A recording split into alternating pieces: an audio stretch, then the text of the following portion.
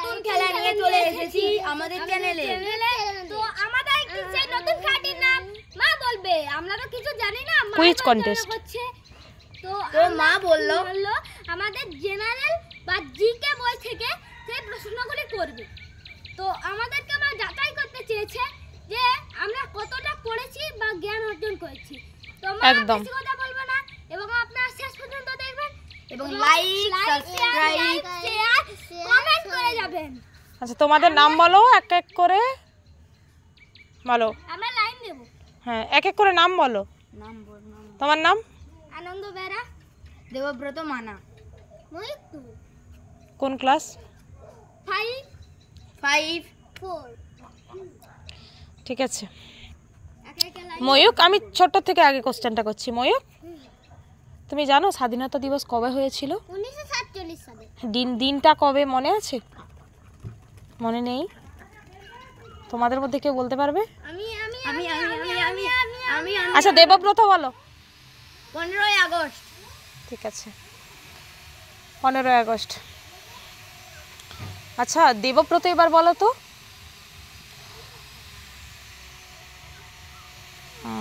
General knowledge পড়েছে তো? হ্যাঁ।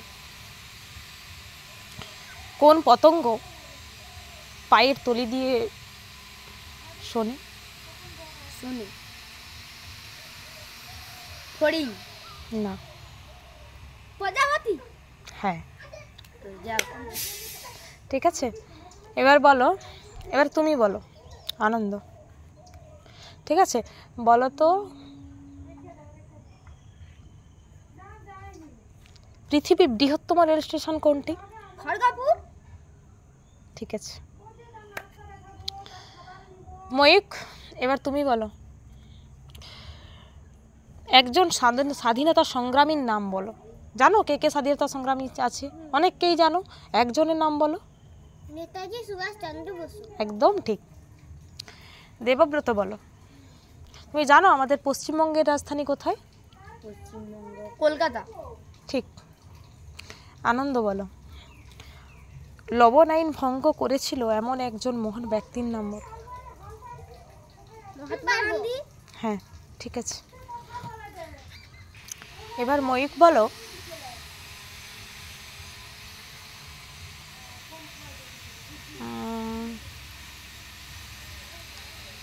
রবীন্দ্রনাথ ঠাকুরের লেখা একটা কবিতা 2 লাইন শোনাও তো আমাকে। সূর্য আমার মন্ত্রণা দেয় আপন তেজে জ্বলতে, ভালো হাসতে মিঠে মধুর কথা বলতে। ঠিক আছে, এই সবাই হাততালি দাও। এবার দেবব্রত বলো তো আমাদের গ্রহ কয়টি?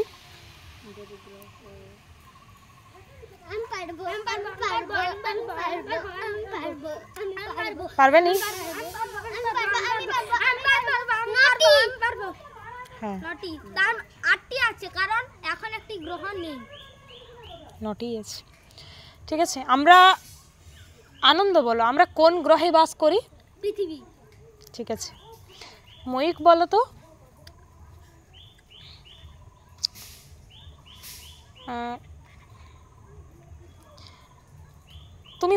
আমি একটা ধাঁধা বলছি, তুমি ধাঁধা পারবে না, তোমাকে কোশ্চেনই করি, তাই না? আমরা সকাল হই, সকালবেলাকে ইংলিশে কি বলা হয়? ঘুম থেকে উঠে ইংলিশে বলো। বলো, সারাদিনের মধ্যে অনেক বেলা আছে, ইংলিশে বলা হয় সকাল, দুপুর, রাত্রি বলা হয় তো, তাহলে বলো বলো। ঠিক আছে, তোমরা কেউ পারবে? মর্নিং। ঠিক আছে, যেটাকে গুড মর্নিং বলে, গুড মানে শুভ, শুভ সকাল। এবার দেবব্রত বলো